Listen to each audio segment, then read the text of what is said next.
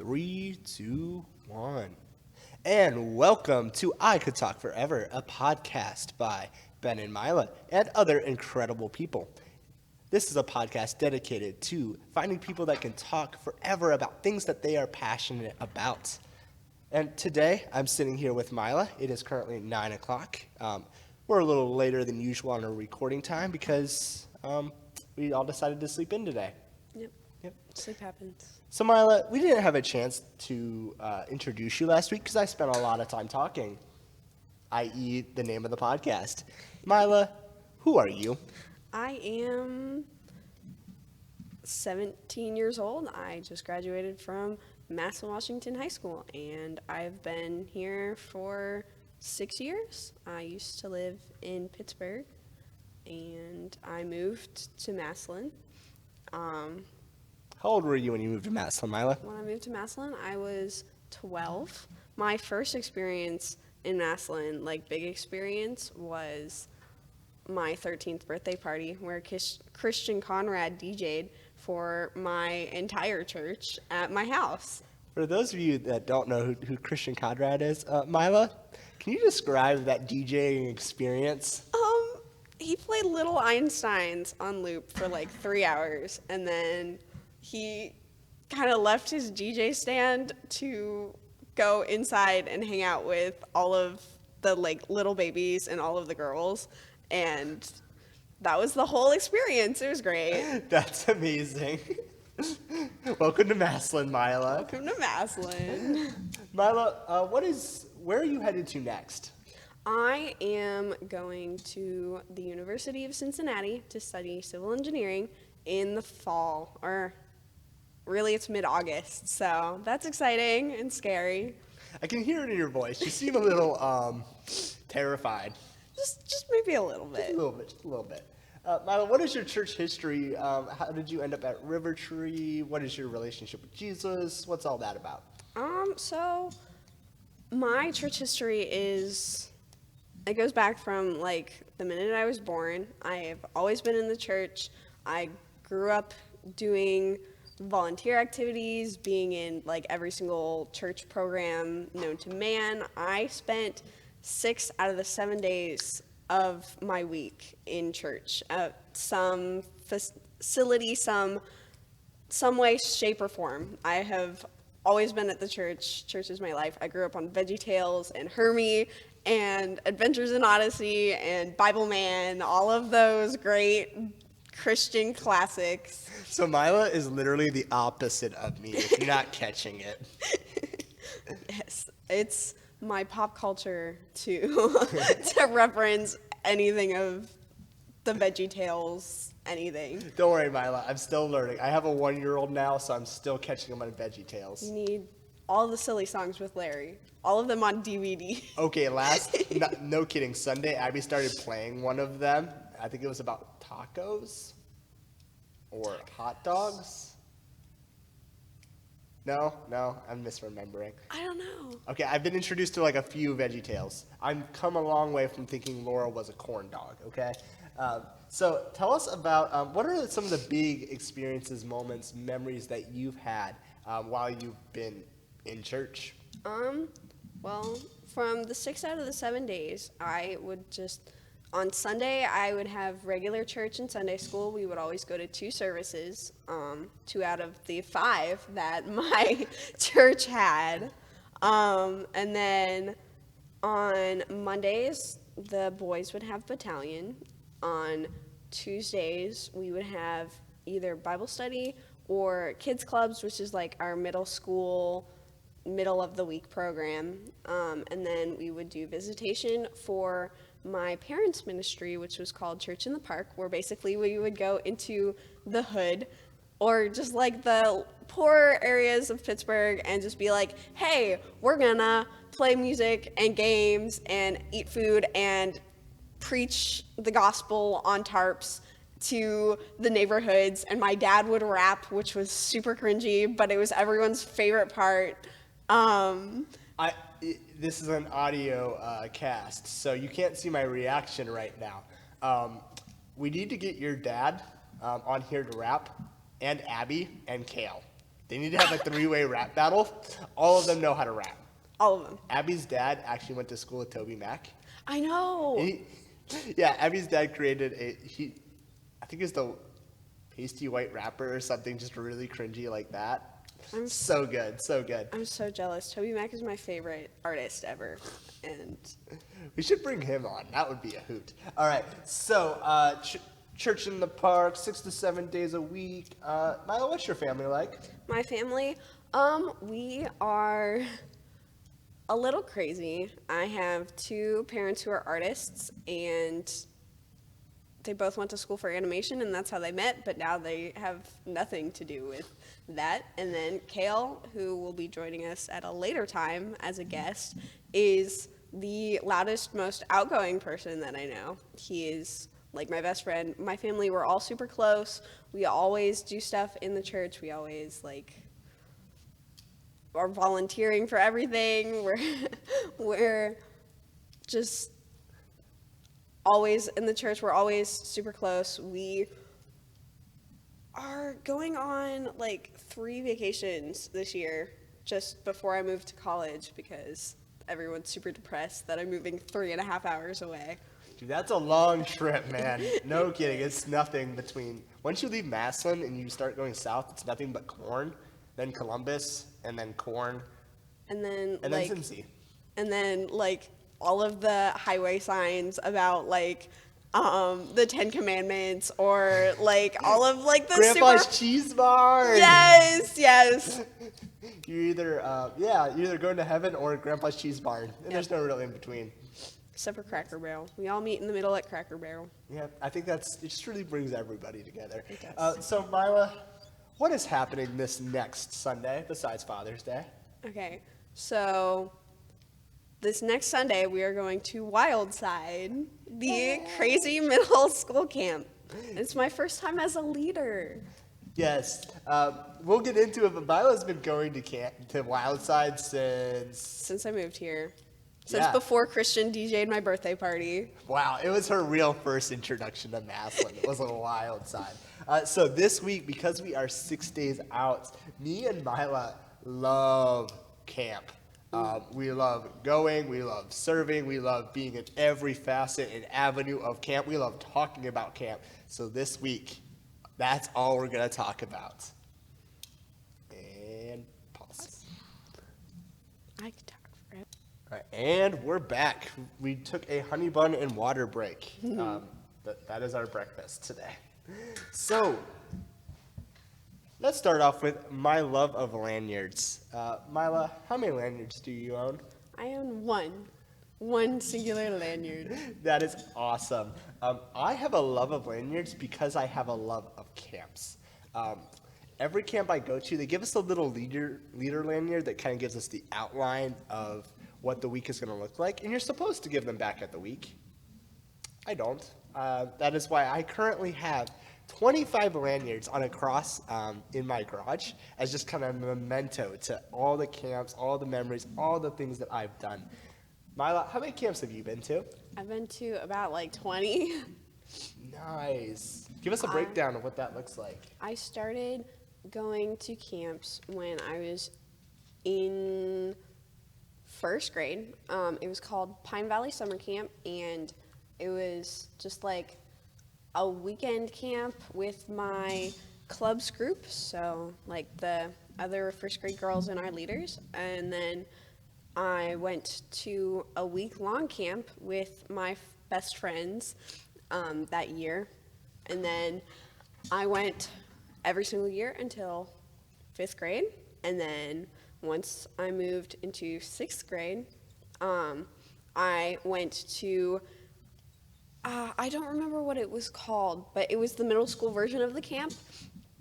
And there they had the blob and about 400 people in the whole camp, and it was just my church. And then after that, that was my last camp in Pittsburgh, and then I moved to Massillon, where I did more weekend camps All In, Ruach, Epic, and Wildside, of course. And then I also went to a Life Youth conference in Florida with about 6,000 people. That's a lot of people. Yes, and then what's yes, that was also a mission trip. But I think that's about it. All of the named camps that I remember. So basically, I go to about 4 camps per year, every year since I was born.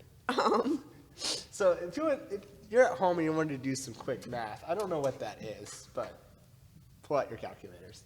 Yeah, so camp is something me and Myla have dedicated a large portion of our life to. I've been going to camp since I was a middle school boy at something called Refuel.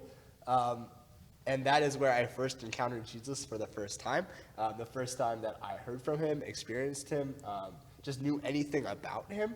And that is where a lot of my story intersects with Jesus' at camp. And the reason for this is very simple. Myla, do you know what the formula of camp is? What makes camp camp?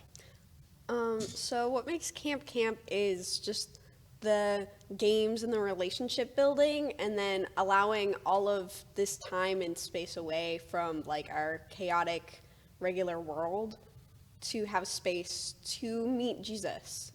So you're just recently out of high school. Why is that space so necessary for us to encounter Jesus? Well, our lives can be super, super hectic, or just sometimes they're just really sad or really boring, and we just don't take time out of our lives to meet with Jesus or see Jesus in the fun, crazy ways that we get. I know for me personally, camp is an escape away from my crazy life. If you don't know me, I have a color-coded calendar with every single day down to 24 hours put into my calendar. Every time anyone sees it, they are visibly shocked and depressed but it's pretty, it's rainbow, it's beautiful, it's very satisfying to look at, but it's also, it really is. It's a great looking calendar. But it's also super overwhelming sometimes. And I mean, camp for me has always been a way to just take a step back, be hey, my life is not always about me, and it doesn't always have to be overwhelming, and I can just have some space to know God and to show God to others, and to connect with a whole bunch of other Christians who love to worship and also want to break from their crazy lives too. That is awesome. So the formula for camp is very simple: games, relationships, and space. And when you put all of these into a blender of a week, of a weekend, you get crazy stories. But before we hop into that, there are a bunch of different sides to camp. So we just talked about how camp is kind of an escape. It's an opportunity for students that have hectic, chaotic, stressful lives like all middle schoolers do.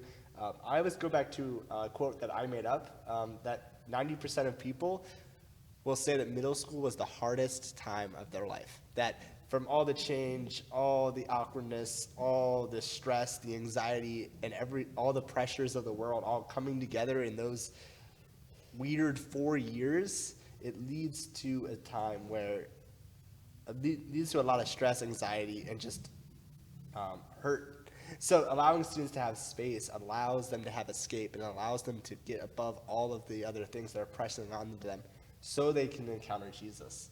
Myla, tell us about your time as a student leader. As a student leader, I've only been a student leader once, and that was with my best friend Jocelyn. We were co-leaders for Ruach, which is one of the weekend camps, and I took my girls, and there was 2 of the girls and then 2 leaders. So it was super awesome. It was after a super, super hard week in my life, and I was able to see God connect with these girls in ways that I never had before during D group, or just small chats during the week, and just seeing their lives. It was super awesome, and I've never experienced that before. What is the big difference between being a student and a student leader? Being a student, the camp is designed for you. So all of the games, all of the dumb little funny jokes and little skits and stuff, they're all designed for you. It's like, it's targeted at the students so that every one of them can have a fun time. But as a student leader, you're supposed to participate in it, and it's not really geared toward you. It's geared toward your students, but you've already been through it. You've seen what it's like as a student, and you get to like experience the funny stuff with them, but you also are able to like figure out why they do these things, because sometimes as a student it's hard to understand why you drop raw eggs on John's head when you read Green Eggs and Ham. And as a student leader, you get to see how much fun your students are having, and also you get to like direct them to God where they get to go, and it's kind of interesting. Which one is harder, being a student or being a student leader? Being a student, I never liked being a student. Really? Yes. I didn't know that. That's funny. Yeah, so student leadership are key aspects of camp. There's also work crew, which is like The best thing ever. literally the best part of camp is not the craziness, is not the over-the-top games. It's when you're behind the scenes. They're kind of like the little elves that make all of camp operate. They're not seen, they're not heard, but without them, nothing would happen. And we're kind of talking about work crew, which is by far me and Myla's favorite part of camp. It is so much fun. It's fun, but it is exhausting. Myla, give us an example of some of the things that work crew has to go through. So, I mean, my work crew experience has been probably different from Ben's, but I was always on kitchen crew, which basically means we have to wake up at 6 o'clock in the morning to walk over to the other side of camp, which is like, it's like a half-mile away, and then make breakfast for the girls, run back over, make lunch for the entire camp, sit for like 2 hours during free time, run over back to the girls' side of the camp to make dinner, and then after that we have to make snacks, the evening snack, and then go help build team with whatever they're doing. And so it's basically, 14 straight hours of standing on your feet and like running back and forth, and it's so much fun. But like every other crew has their own specific thing that they do all day, or they go help other crews, and like, yeah. Yeah, my work crew experience is a little different. I was in the wild west of work crew before it got all tamed and organized. Before you got people. Yeah, before we had enough people. I'm not kidding. That one year we did an entire week-long camp with 6 work crew members. Which, compared to now, there's at least 40 every single week. Yeah, and then we lost 2 halfway through the week because of some drama. So 4 people were running everything. Lunch, dinner, setup, tear down, building stuff. The whole work was done by 4 people. And when I say I got home and I think I slept like 24 hours straight. I was exhausted. So listeners, you're probably a little worried, like, wait, how is that the best part of camp? When you're running on like 4 hours of sleep and you're working and running the whole time. How can that be any sort of reward? Myla, why is that worth it? Why is it worth it to spend all that time behind the scenes with no recognition? Because like there's so many people struggling together, you all get to like form a really close bond, and you also get to like see the camp come together from behind the scenes. You get to see the reason that you're all there with like the students. At the end of the week we have a say-so where like all the students can just say how much they love camp, or just like how God has worked in their lives. And as a work crew person, you helped make that happen. Like, and you get to see it from the leaders, you get to see it from your other work crew who are your best friends by the end of the week, and then from all of the students, just from running around, giving you high fives, like screaming, all of their fun stuff you get to see come true from John's master plan and God's master plan, honestly. Yeah, you get to Yeah, you get to play a big part in all of that. And there's nothing more rewarding than being able to say, like, wow, God used me to make that happen. Like, it's an honor. And then finally, we got one more component of camp. We've talked about students, student leaders, work crew. Now, as a leader, as somebody that is in charge of leaders and is in charge of students, I can say that camp, the best part of camp, is the growth that you see. Not just from day to day over the camp experience, from year to year and across the years, that as students get a chance to retreat, you can see it play out. I called it a formula earlier, and that's because it's kind of how it works. You know, just because of the space, because of the relationships, because of caring people pouring in the lives of students, mixed in with a lot of crazy stories that we're going to get to in a second, lives are fundamentally changed. And you can see it happen every time. And without a doubt, you know going into a camp that you're going to be changed, that your students are going to be changed, and that everything's going to be different by the time you walk out of camp. And just a hard experience to understand unless you've been into it. But now me and Myla are going to just inundate you with a bunch of camp stories. I mean, as awesome and as deep as camp goes into, like, God and, like, just your spiritual growth, there are also, like, the games are completely ridiculous, and we have so many funny stories of just ridiculous things that people do at camp. What is your favorite, this is the segue and kind of tangent, but what is your favorite game at Wildside that we've ever done? Gaga. Oh, wait. I don't know. I can't pick. I like the Blob. I like the Color War. Color War is my favorite, like, distinct to Wildside game, but Gaga's my favorite in general. I like the Mud Pit at Ruach. They take, how big is that? I'd say like, what, 100 yards by 50 yards? Yeah. Give or take. I'm not good at math. Depends on the year, I guess. That's why my wife's an engineer. She does all the math. So they make a giant mud pit, and then they just let students and leaders jump into it. And I think that is the most exhausting thing you'll ever experience at camp. It's just so cool. It's also Ben's analogy for every student building relationship ever. He's like, you just gotta get in the mud with them. You just gotta be. Yeah, sometimes students are in a mud pit, and for them to experience Jesus, you have to jump in the mud pit with them. It really is an analogy that works for any sort of trouble with students. It works really good. So feel free to steal that, people listening. Myla, tell us your first camp story. Okay, so my first camp story was, when last year at Work Crew, we had so many crazy, ridiculous things happen. It started out the week with one of the new kids. He was like a freshly into sophomore year.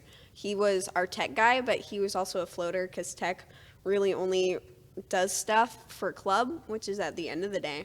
And so he would just go around, and he jokingly proposed to my work crew leader, the kitchen staff leader, and she's like, oh, heck yeah, we're just going to roll with this for the entire week. And so they had a fake wedding, and like... Were you a part of the wedding? I was not a part of the wedding. I was not invited to be her maid of honor, and I'm a little salty, but it's okay. It's okay. At least I was invited to the reception, so where we had the Gorilla Grog, sweat, lemonade, and the lake water. For those of you that don't know, that is what they labeled all of the lemonade and water for the week, just trying to be funny. It was not actual sweat or lake water. Oh, no. That would be gross. As far as we know. It was hilarious. That's amazing. And then another thing was, so somebody decided on the girls' side of camp to have a toilet dance party, which I'm not really sure. That sounds pretty weird to start with. Yeah. And so I didn't really know what happened, but so somebody called me over. They're like, hey, work crew, you kind of gotta, we have a little problem. You gotta come check this out, come fix it. And I'm like, okay. They're like, it's something with the bathroom. So I'm like, gosh darn it, I guess I have to clean a bathroom now. But I mean, it is what it is. I walk into the stall, and the entire toilet, like not just like the like thing in the back, like the toilet bowl was completely shattered. The entire toilet was shattered on the floor. I had to go grab like industrial trash bags. I had to go grab the work staff, like the people who are paid to be there, and they came over with a like golf cart and like heavy duty trash bags and brooms and stuff, and they're like, hey, yo kids, there's glass, go away. And we swept up an entire toilet. How broken was this toilet? Is it like split? Is it like a bunch of shards everywhere? Like it exploded? It was like shards. It was crazy. I'm not sure what happened. I think they were jumping on it or something, but I don't know. Were they dancing on the toilet or were they moshing on the toilet? I don't know. I came at the aftermath, so I'm not really sure, but they probably, like, I feel like they looked up a world record for how many people you can squeeze in a stall on a toilet, and they decided to break the record and the toilet, and so here's what we got. We should call Guinness and ask them, what is the world record for most people on a toilet? Yes. It's probably like, it's got to be something ridiculous. I'm going to Google that afterward. So, speaking of another shower story, I promise not all of these stories take place in a bathroom, but some of them do. I had a wild group of guys last year for Wild Side. It was 8th grade, going into 8th grade boys, and they wanted to make the most out of it. So they decided that the whole week they were going to sing. A loud, obnoxious middle school boy singing. So no real rhythm, no real like flow, just kind of yelling the words. It started with Miley Cyrus in the van on the ride down. We played it on repeat at least 20 times. And then they would break out into song during lunch, during games, while we were walking around. Just pop hits, but mostly Miley Cyrus. And then they developed a tradition. Every day at noon, they would walk into the bathroom. They would all put their hands on their heart, and they would sing the national anthem for everybody to hear. And then they would leave. The best part is that the camp speaker, she came up and told me after, she's like, yeah, so I could hear them from my dorm room. The floor above them, it's supposed to be soundproof. She's like, yeah, they would every single day, they would just scream the national anthem. It was a pretty great experience. The acoustics were very on point. So let's get out of the realm of bathroom stories and talk about the Mega Blob. This is a legend story that I cannot authenticate if it's 100% true or not, because I was not there. But I will tell you from what I've heard over the years. Myla, do you know what the weight limit on a blob is? 50-pound difference. For the listeners, describe what a blob is. So a blob is like a big, ginormous airbag that they put on a lake, and you climb up to a high dive, you jump on it, you crawl to the end, and then somebody else comes and they jump on the other end, and they launch you off into the lake in the other direction. Yeah, the dock is about, again, I'm not good at math, about 8 feet up, right, give or take? Probably like 20, maybe 8 feet above the blob. Yeah, about 8 feet above the blob, and then like a few more feet between that and the water, so like 10 feet. At a 50-pound balance, if you get a good blobber, you can get about 8 feet in the air, give or take. But Myla's like, I don't know. I feel like I've gone higher, but maybe that's just because it's scary being launched. It really is. I only blob other people. But yeah, you can get about 8 feet with a 50-pound differential. The reason that 50-pound limit is in place is because of this story. Two 250-pound men, roughly 500 pounds of grown men, launched, I believe, a 90-pound girl. And from what I've heard, she went about double the height of what a normal blob is, and then she broke her collarbone. So this is why blob safety involves a 50-pound weight limit. This is also why Smags cannot blob any single person. Yeah, for those that don't know Smags, he's like 300 plus. Yes? No way. No? No way. 250 max. 250. You still gotta be like a 200-pound person to be blobbed by him. Speaking of the legendary Smags, this is a two-parter actually, because it is a cascading link of events that start with a Monster Energy drink and then end with food poisoning. Yes. So Myla, take it away. Tell us what happened to the Wild Side, what are they called, theater people? Program team? Program team, Oh theater my goodness. people. Oh my gosh. I'm so sorry to anyone that's ever been on program team. No, so we started out the week, one of the hottest weeks of Wild Side ever. It was crazy.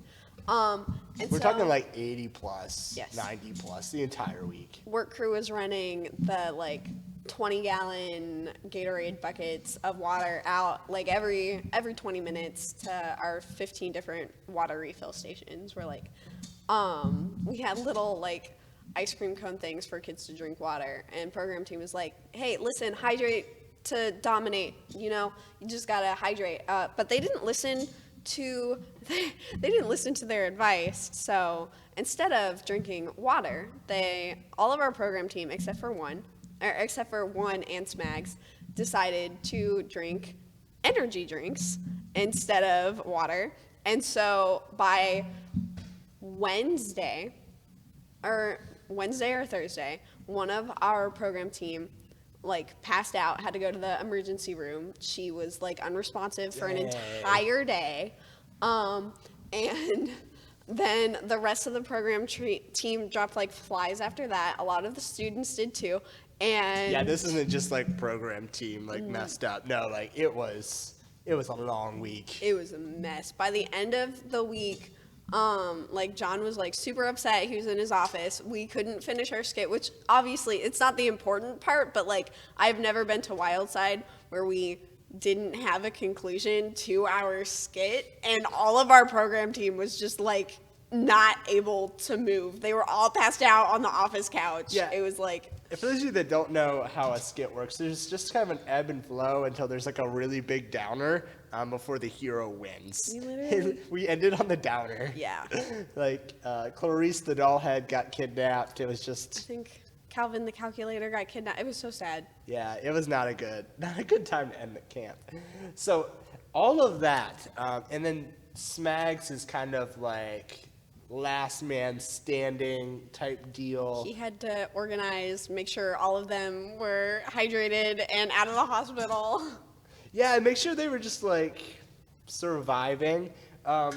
So we won a reward for our cabin, and it was a hot dog party with Smags. Cookout. Yeah, he was going to cook as many hot dogs as he could on the grill, and allow our guys to just eat all of them. He bought, man, I might be wrong, about 150 hot dogs. It was a whole cooler's worth. Yeah, think of a Costco crate of hot dogs. I don't know what that equates to, but a lot of hot dogs. Unfortunately, Smags was busy triaging and playing doctor. So, unfortunately, he didn't really have the time to cook the hot dogs. So he used the grill. He'd slap them on, get them nice and charred on the outside, then feed them to our middle school boys. And middle school boys, they're not picky. They'll eat just about anything that's placed in front of them. Right, Myla? Yes. Yeah, middle school boys are ravenous. So I want to say average about 5 to 10 hot dogs per person. Unfortunately, those hot dogs were not cooked through. And that led to a lot of pain the last day of camp.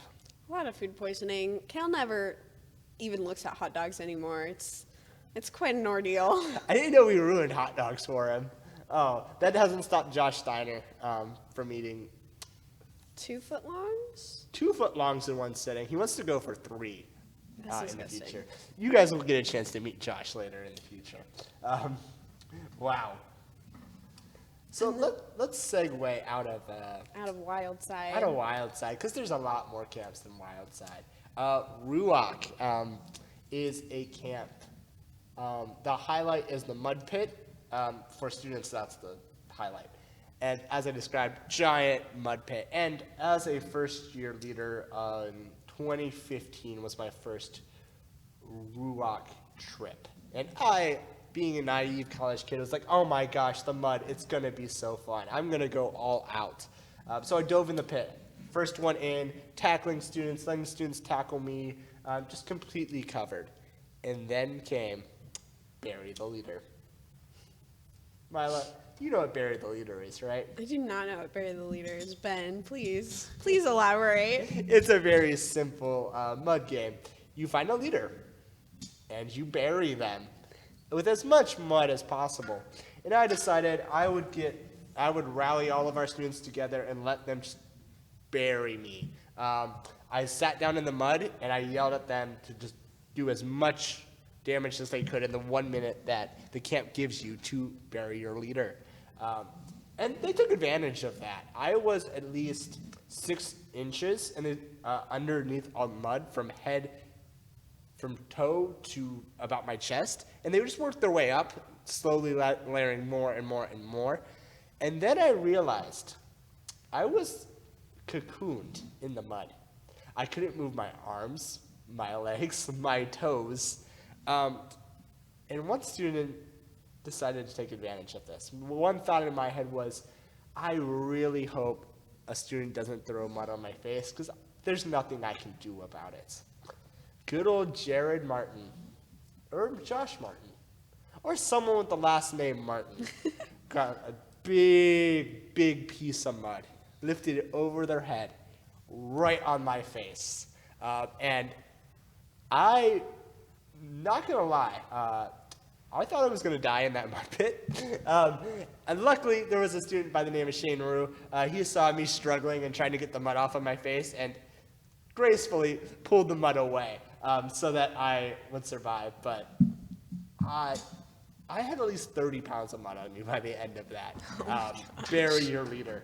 So Myla, you should really take part in your next Bury Your Leader, the next Ruach. Oh man, too bad I'll be in college. What you gonna do? Your college professor should be cool. Like, sorry, I gotta go to a mud pit this weekend. I don't see them being mad about that. I'm sure. Oh my goodness. Now to segue into another almost dying story. Camp is dangerous. Maybe we need to I don't know. But yeah, maybe we'll edit this out. I promise camp isn't deadly. No one's ever died or gotten seriously injured. And if anyone gets even minorly injured, we just go to Wendy's after, you know? Yeah, that's an inside joke. Yes. But so All In is the high school version of Ruach, and instead of a mud pit, we have a polar bear swim, which I never participate in because I don't like being cold and wet. So I'm a party pooper. A polar bear swim is literally jumping in a frozen lake. That's all it is. None of that sounds appealing to me, and none of my leaders ever do it. So, oh well. Myla, I would do it. You can do that by yourself. I'm just gonna go find a lake one day.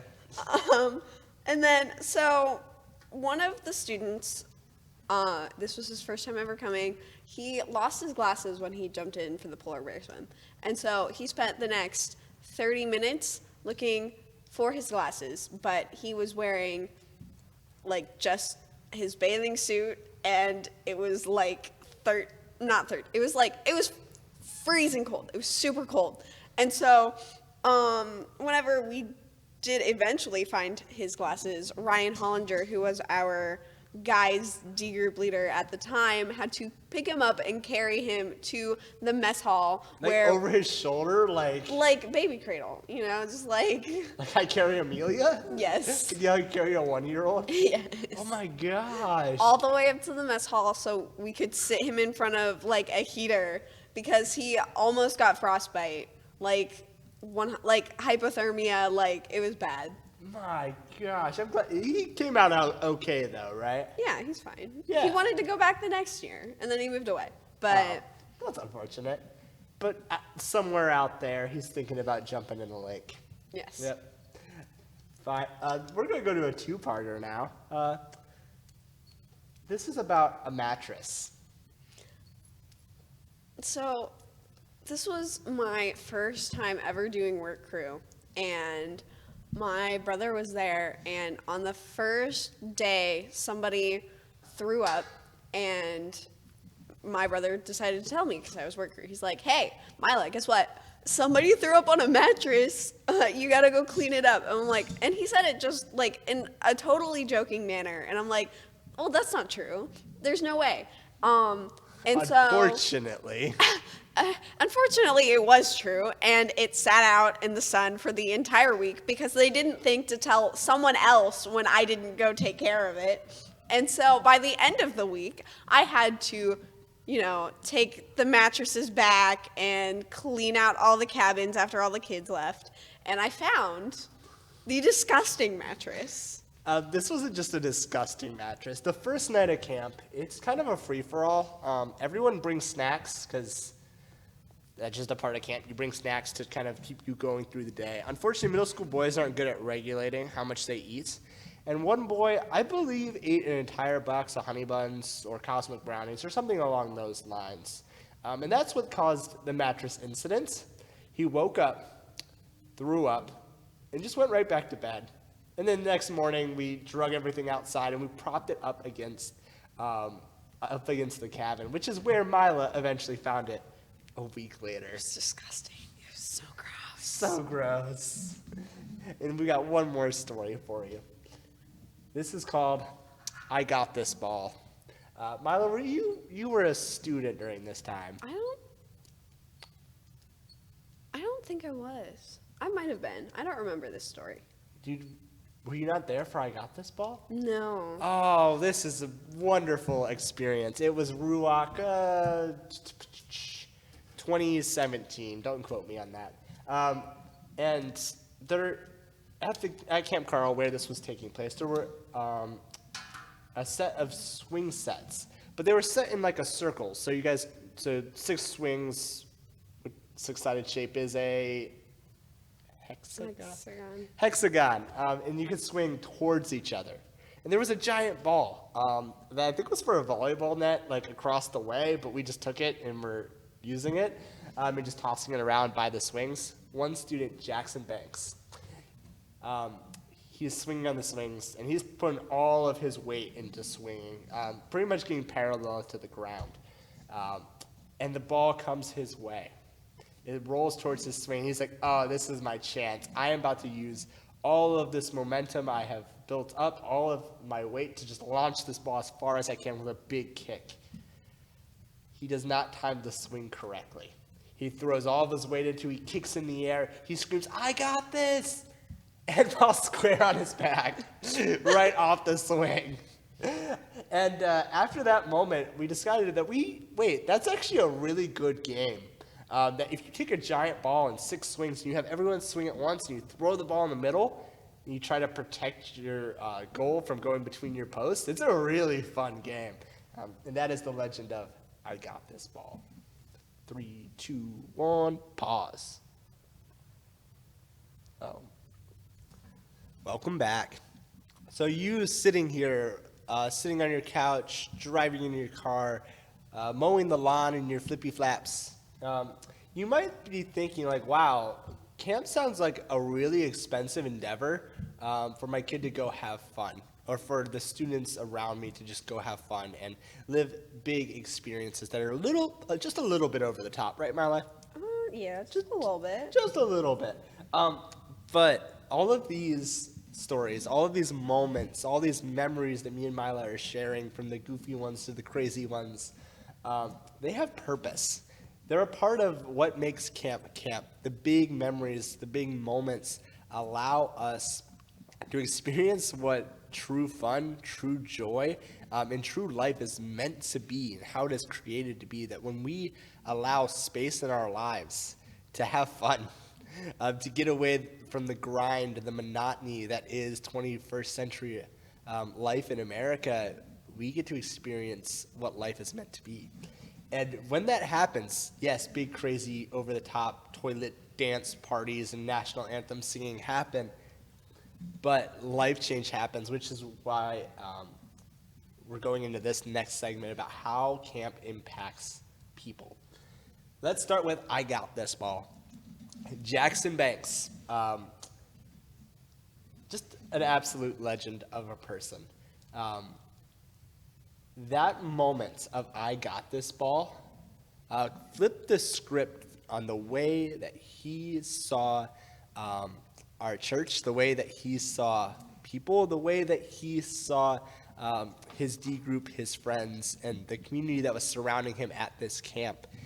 Before Wildside, or before that Ruach experience, Jackson Banks spoke to me 2 sentences? 2 sentences, a whole 2 sentences, from when I picked him up to drive him to the bus to go to Ruach, and the bus ride to Ruach. He spoke 2 sentences to me, and that was not from a lack of trying to me. As you know, I can talk a lot. You can talk forever. Yeah, I can talk forever. Good plug. But yeah, so for him, he didn't know me well. He kind of knew the guys that were around us, but we weren't family. We weren't the people that he could trust or know or open up to because he didn't have those memories, moments, or social equity with us yet. And in that moment, from I got this to falling square on his back, in retrospect, after I talked with him about camp, he said that in that moment, he felt like he belonged to a part of family because everyone rallied around him when he fell down. They wanted to make sure he was okay. They laughed with him, and they created an entire game around this moment that just kind of turned a moment that could have been devastating and very awkward into just a family event where people from Jackson, Canton, Massillon all got together and laughed and played together. So for Jackson, that created a family moment that allowed him to experience what true God-centered family is like, that it picks them up, cares for them, and laughs with them through anything that they're going through. Myla, tell us what is one big story that you've gotten from camp? One big story that I've gotten from camp is there was this kid at work through last year, and last year was just like an incredible year for like relationships and God showing up to camp. Even though like we had dehydrated program team, like we were all exhausted, it was the hottest wild side ever, it was still a really great year. This one kid, his name was Fred, and he would walk up to every single work crew person and he would be like, I just want to pray for you. I just want to thank you guys for just being so awesome and for like helping us to grow relationships with our leaders and to go closer to God. And he really just like inspired all of us and made us all feel like so affirmed and like happy to be there. And then by the end of the week, when we have our say so, which is like an open mic for once again, just like talking about God and how he moved in your week, he came up and he was just like talking about how he was able to encounter God even though his life is crazy and even though he's with a whole bunch of people that he doesn't really know at this camp. And he just like, it made me want to cry. And then like all of the other kids who came up, my brother came up and had a great testimony.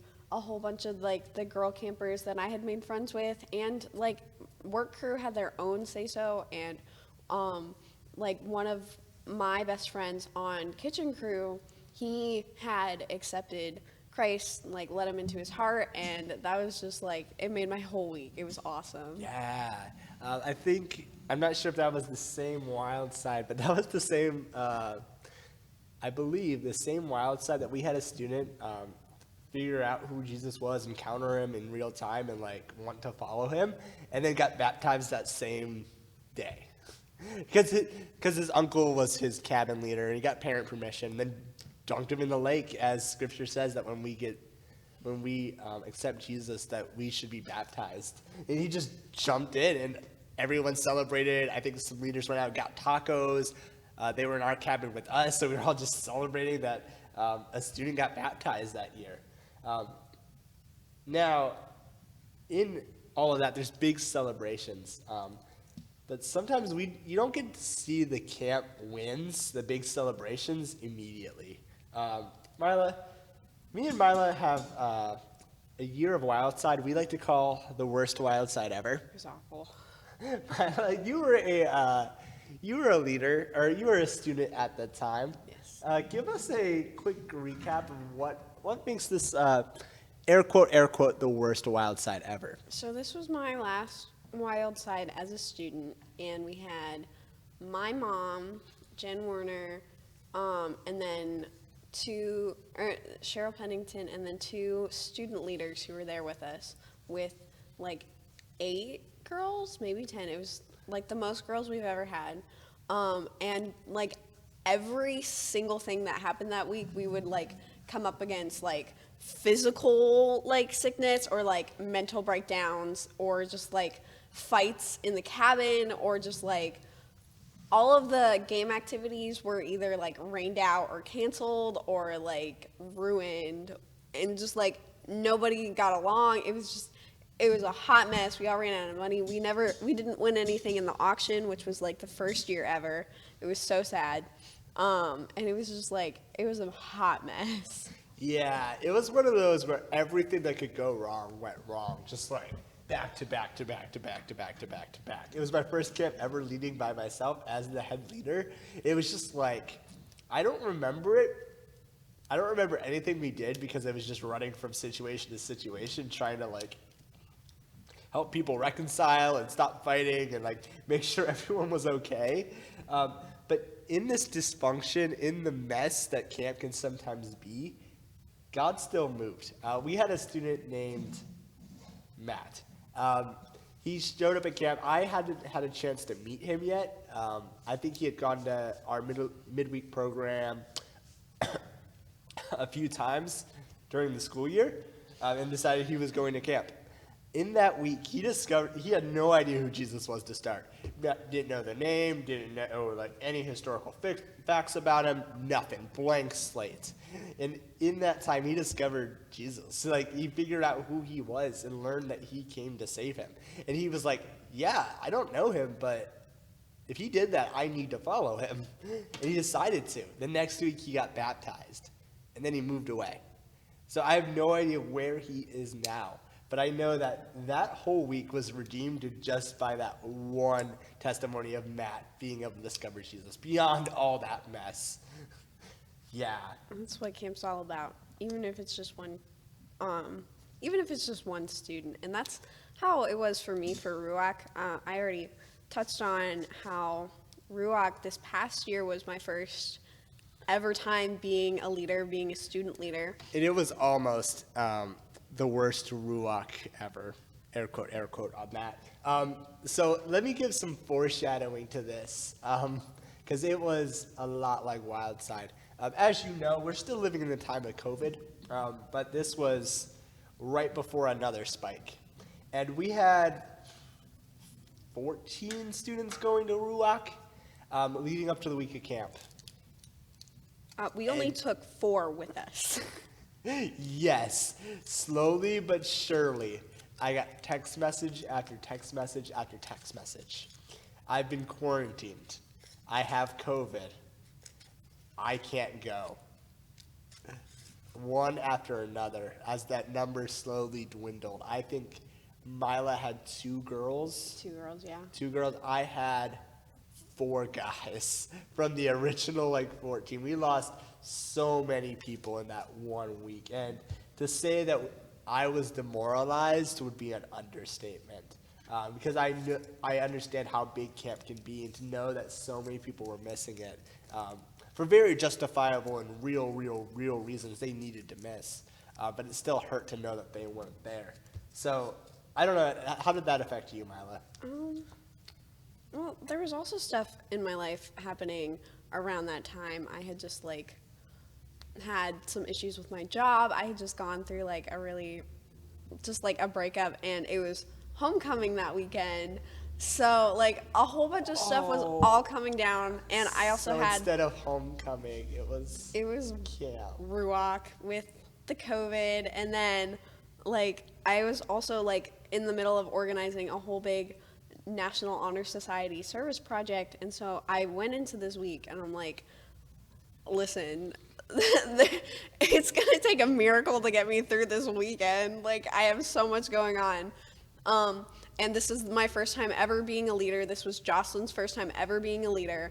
And this was one of our girls' first times ever going to camp. And then our other girl, the first time she had ever gone to a camp was with her mom, and her mom wasn't going to be there this time. So it was just going to be a whole experience. And I was like absolutely terrified. I prayed the entire way up to driving to the camp, and I was just like, it was a mess. But we got there and we settled into our cabin. Ben gave us Clarice, and like Clarice is a doll head that we won at an auction at Wildside. for like $250. It's the creepiest thing in this church. It is so scary. That might be our cover photo. Yes. Yes. So you received Clarice. We received Clarice, and the girls went ecstatic. We gave her a full makeover. We washed her in the sink and like dolled her up, got some makeup, and we carried her around to every single event that we had the entire weekend. My girls were so stoked, and like the whole weekend, it was the closest I think I have been to God in a very, very long time. All of my girls had like amazing encounters. The girl who's first time ever at camp, she's not usually very like participant in group discussions, and the music is like usually overwhelming and loud, but she full sent the whole weekend, and we had so many good connections. We all became like super close, like a family. Like, I've never seen God move anyway like that before, and I had never been a leader before, so I'm like, I was really scared that like I was gonna like mess up, but it was awesome, and God moved so many ways during that Ruach. Yeah, God's able to just turn around mess and broken things and to like make them big. And the whole thing is like, John Morris always says we can't mess it up. That it's because of God that any of this happens, and it's just an honor that you get to take part in it and see it and sometimes benefit from it.